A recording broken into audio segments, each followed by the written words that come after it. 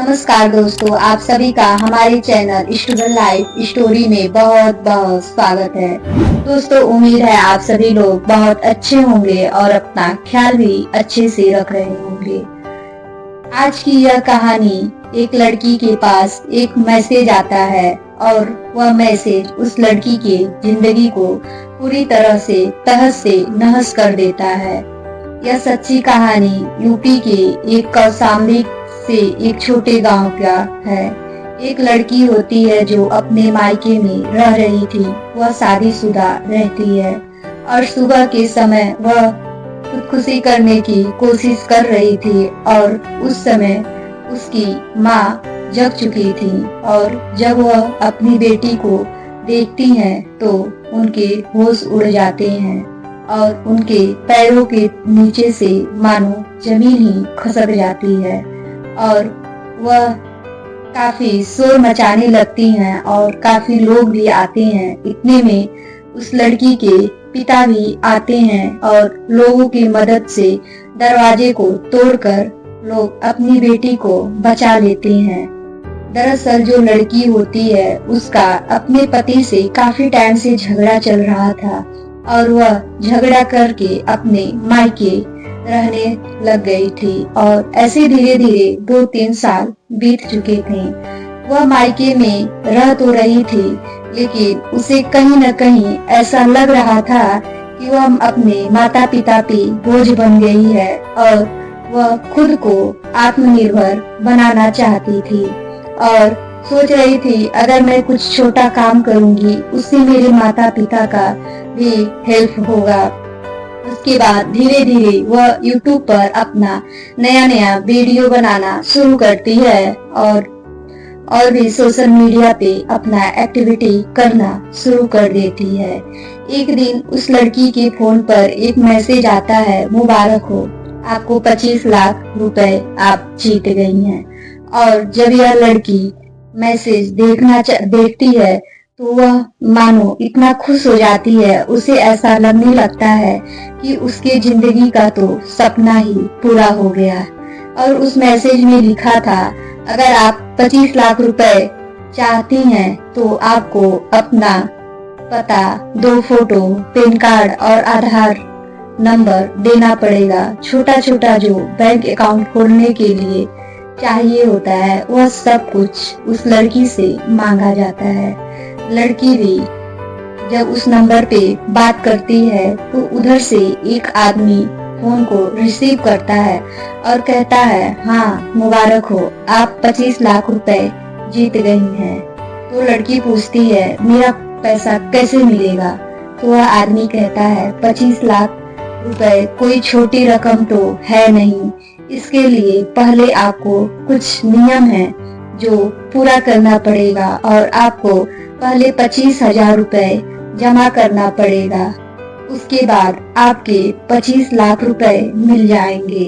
लड़की के पास कुछ जमा पूंजी रहता है, वह पैसा लाकर जो वह आदमी अकाउंट दिया रहता है उस अकाउंट में जमा कर देती है। फिर 3 से 4 दिन बीत जाता है। जब लड़की के खाता में पैसा नहीं आता, फिर लड़की उसी नंबर पर फोन करती है और कहती है, मेरा जो पैसा है 25 लाख रुपए अभी तक मेरे खाते में नहीं आए। तभी वह आदमी बताता है कि 25 लाख रुपए कोई छोटी मोटी रकम तो है नहीं।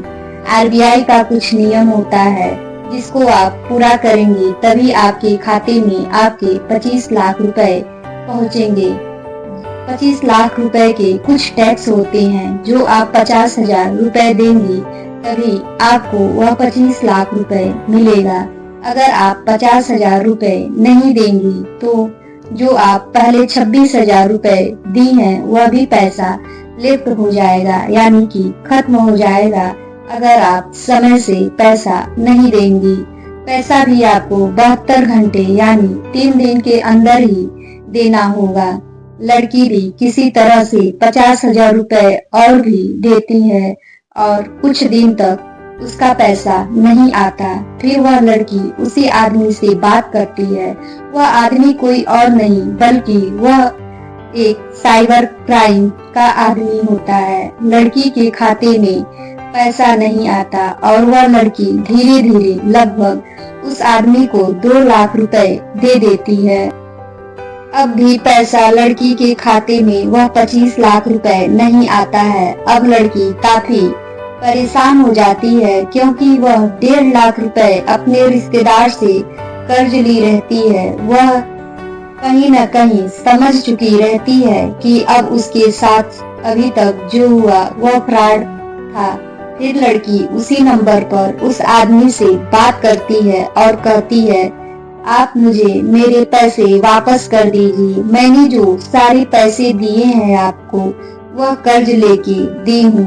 मैं अपने माता पिता पर बोझ नहीं बनना चाहती और अपनी सारी बातें बताती है कि मेरा पहले ही मेरे पति से झगड़ा हो चुका है और मैं अपने मायके में आके रह रही हूँ और अगर आप मेरे पैसे नहीं देंगे तो मेरी जिंदगी पूरी तरह से खत्म हो जाएगी, क्योंकि मैं अपने माता पिता के साथ आत्मनिर्भर बनके रहना चाहती हूँ। मैं कोई छोटा सा बिजनेस करना चाहती हूँ। अगर आप मेरे पैसे नहीं देंगे तो मेरे माता पिता इतना सारा पैसा कहाँ से देंगे।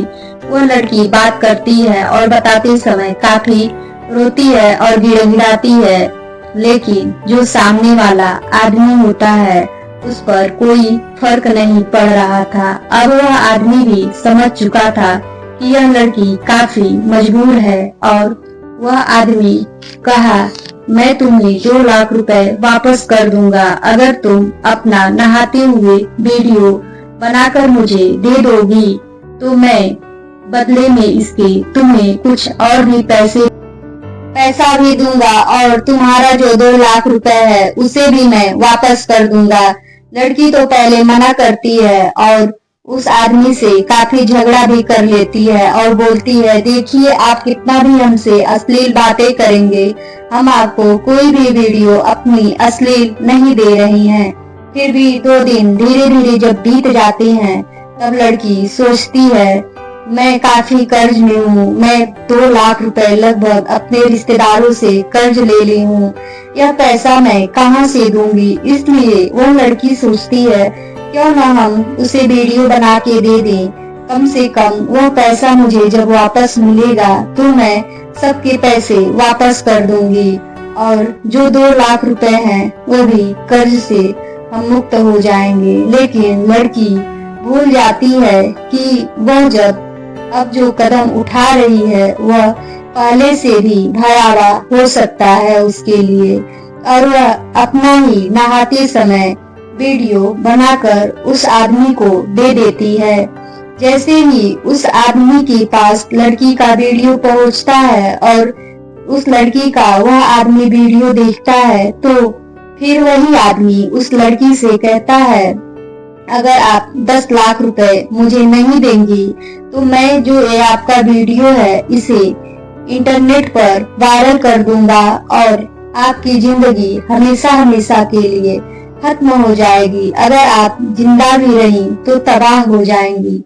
यह बात जैसे ही लड़की सुनती है काफी रोने लगती है और गिड़गिड़ाती है, लेकिन जो सामने वाला व्यक्ति होता है उसे उस लड़की के बातों का कोई भी फर्क नहीं पड़ता है और लड़की यह बात किसी और से कह भी नहीं पा रही थी और फिर अंत में वह अपने ही घर में चोरी करने के लिए सोच लेती है और चोरी भी करती है। तो अपने जो जेवर होते हैं और जो अपने माँ का जेवर होता है वह सारा उठा कर ले जाकर एक दुकान पर बेच देती है और सारे जेवर जब बेचती है तो लगभग उससे 7 लाख रुपए मिलते हैं और वह पैसा उस आदमी को दे देती है और वह लड़की बोलती है, जो भी मेरे वीडियो आपके पास हैं उसे डिलीट कर दो और मुझसे गलती हो गई, मुझे माफ कर दो। लेकिन फिर भी उस आदमी ने उस लड़की पर दबाव बनाना शुरू कर दिया।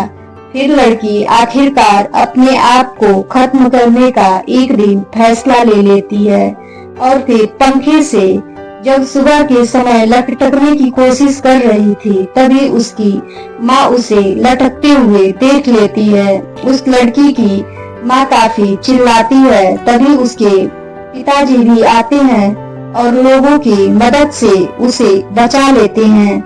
लेकिन उसके जो पापा होते हैं अपनी बेटी को माफ कर देते हैं और उस अज्ञात व्यक्तियों के खिलाफ रिपोर्ट दर्ज कराते हैं। दोस्तों, यह कहानी हम सभी को यही सीख देती है, जो आए दिन हम लोगों के फोन पर अक्सर फोन आते हैं कि आप अपना इधर से हम एक नंबर दे रहे हैं और आपके नंबर पे ओटीपी जाएगा, उसे आप दे दीजिएगा, नहीं तो आपका जो बैंक अकाउंट है बंद हो जाएगा या फिर आपके एटीएम का जो डेट है वो खत्म हो गया है, आपके लिए काफी प्रॉब्लम होगा। ऐसे नंबरों को आप अवॉइड करें और अपनी गोपनीय जानकारी किसी को भी न दें। अगर साझा करेंगे तो आपके खाते के पैसे लूट लिए जाएंगे। पहले चोरियां घर में घुसकर किया जाता था, आज की चोरियां फोन से ही हो रहा है। ज्यादातर फोन से ही आज के समय में लोग लूटपाट कर रहे हैं। अगर यह कहानी सुनाने में हमसे कहीं भी गलतियां हो गई हो, प्लीज हमें क्षमा कीजिएगा और कहानी सुनने के लिए आप सभी लोगों का धन्यवाद। अगर कहानी पसंद आई हो तो प्लीज लाइक कीजिएगा और चैनल को भी सब्सक्राइब कर लीजिएगा। नमस्कार दोस्तों।